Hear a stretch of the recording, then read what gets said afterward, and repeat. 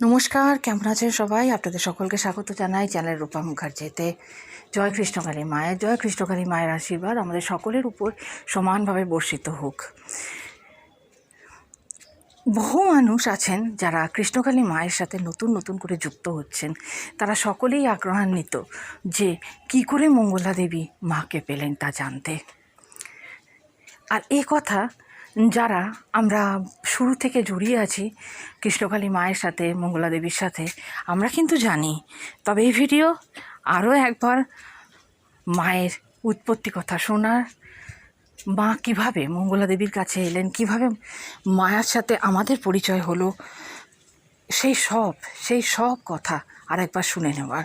আর নতুন বন্ধু, নতুন ভক্তদের জন্য এই ভিডিও, যারা সত্যিকারে জানতে চান কৃষ্ণকালী মায়া কোথায় ছিলেন, কোথা থেকে এলেন, কিভাবে মঙ্গলা দেবী তাকে পেলেন এবং কিভাবে ভক্তদের মাঝে কৃষ্ণকালী মা এত জনপ্রিয় হয়ে উঠলেন, এই কলিকালেও কিভাবে কৃষ্ণকালী মা অলৌকিক ঘটনা ঘটাচ্ছেন, সব কথাই আমরা জেনে নেব মঙ্গলা দেবীর কাছ থেকে। তবে তার আগে আপনাদের কাছে অনুরোধ, ভিডিওটি ভালো লাগলে লাইক, শেয়ার, কমেন্টস অবশ্যই করবেন, চ্যানেল সাবস্ক্রাইব করে পাশে থাকবেন। মাকে কি পাওয়া যায় রে? আর মাকে কি ধরা যায়? মা ধরা দিয়েছেন, তবেই আমি ধরতে পেরেছি। অত সস্তা নেই যে আপনি যখন তখন চাইবেন মাকে ধরে নেবেন। মা কোনো খেলার পুতুল নয়। মা হচ্ছে ব্রহ্মময়ী, মা কৃপাময়ী, মা দয়াময়ী। আমি ভক্তদের একটা কথাই বলবো, যারা মায়ের কাছে এসে এটা দাও, ওটা দাও, সেটা দাও, কিছু বলতে হয়? কিছু বলতে হয়েছিল? কেমন মার খেয়েছিল আমার কাছে বলতো? দুম দারাক্ষা দিয়েছিলাম। আর তখন এখন আমাকে ঠেলে দাও, পড়ে যাবো। কিন্তু যখন আমি মন্দির থেকে পুজো করে বেরোবো, আমি একসাথে 10 জনকে 50 জনকে ঠেলে দেওয়ার ক্ষমতা দেবে। তখন তুই আমাকে ছুঁতে পারবে না, এরকম ছুঁয়ে দেখতে পারবে না আমাকে। তখন পুরো একদম অন্যরকম। আমি 10-20 জনকে একদম পুরো ঠেলে দিই। কি মা, তুমি দেখেছো মনে হয়? আজকে তো ভক্ত কম। কত ভক্ত যেন? 5 লাখের ওপর। আমি সমান ওইখানে দাঁড়িয়ে, স্টিল দাঁড়িয়ে ভক্ত দেখি। একটা দিন আমার শরীর উইক হয় না, একটা দিন আমার শরীর খারাপ হয় না।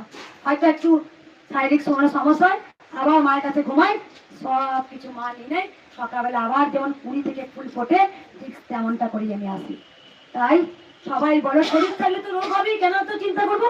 শরীর থাকলে রোগ হবে না? পরামর্শতে বলিনি? পরামর্শতে ক্যান্সার হয়নি, গ্রীষ্মে ক্যান্সারটা? তাই আমরা ভেঙে কেন পড়বো গো? মা ছিলেন, মা আছেন, মা থাকবেন। তাই ভক্তদের বলবো, দুষ্টু মিষ্টুর মধ্যে মাকে ভালোবাসো। কেউ যেমন কানাইকে বেঁধে রাখতে পারেনি।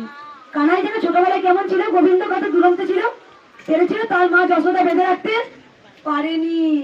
জিনিস চুরি করতো, ক্ষীর চুরি করতো, মাখন চুরি করতো, নাম হতো কাজ, সুদামের নাম দিত। কম বদমাস ছিল না কানাই, কিন্তু তবু যে কানাই, তবু যে কৃষ্ণ। কারণ সে যে আমাদের জগতের পরম পিতা, তিনি অন্যায় করতে পারেন না। তার অন্যায়ের মধ্যে নিশ্চয়ই কোনো কারণ থাকে, তাই জন্য তিনি দুষ্ট মিষ্ট রকম থাকে।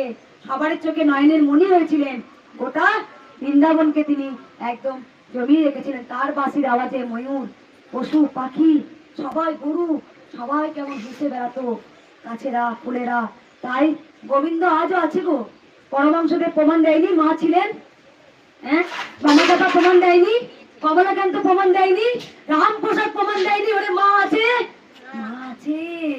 আমি বলছি মা আছে, মাকে আমি জীবন দিই। কারণ আমার জন্মই হয়েছে কারো অমঙ্গলের জন্য না। আমার মা আমাকে পৃথিবীতে পাঠিয়েছেন, এই দাদা পাঠিয়েছেন কলিযুগের কৃষ্ণকালী উদ্ধার করতে, যেটা ভগবান কখনো নিজে করেন না, কারো মাধ্যম দিয়ে করে রাখেন, তবেই সে করতে পারেন। তাই মাধ্যম ছাড়া গোবিন্দ কারো উপকার করে না। আজকে নেই নেই করে 50-এর ওপর মনে ভক্ত হয়ে যাবে, যা ভক্ত আছে। হবে না? বেশি হবে। 1 লাখ 1.5 লাখের মধ্যে গিজিট করে আছে। আচ্ছা, তারা কি সবাই বোকা? সবাই সবাই বোকা? কেউ লেখাপড়া শেখেনি? কেউ না। কারণ সবার কাছে হার হচ্ছে গোবিন্দ। তুমি যত বড় জজ, আদালত, পুলিশ, উকিল হও না কেন, সব থেকে পৃথিবীর বড় হচ্ছে গোবিন্দ। সবাইকে মায়ের কাছে আমরা ভক্তি করি, ভালোবাসি, সবাই ভালোবাসে। আমরা সনাতন ধর্মী, আমরা গোবিন্দকে ভালোবাসি। আর কিছু বলবো না।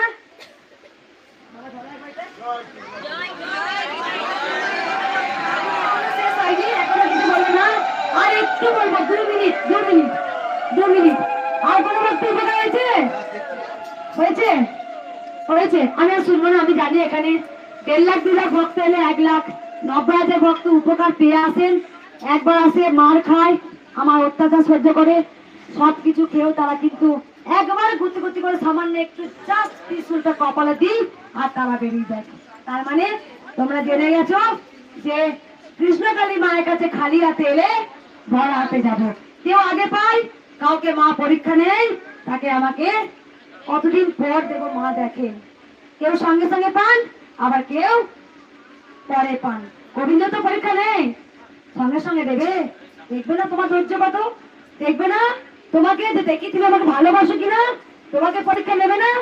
তাই দেখো আজকে মায়ের কাছে 22 বছর পুজো করার পর তবে মা আমার কাছে এসছেন, নিজের নাম নিজেই নিয়েছেন। তিনি বাচ্চা রূপে এসছেন, মা আমাকে স্বয়ং বলেছেন আমার হাইট কতটা হবে, আমার নাম কি হবে, মায়ের মন্ত্র কি হবে। মা বলেছিলেন আমার নাম হবে কৃষ্ণকালী। যখন আসলে বসে মাকে জিজ্ঞাসা করেছিলাম মা তোমার যারা সন্তান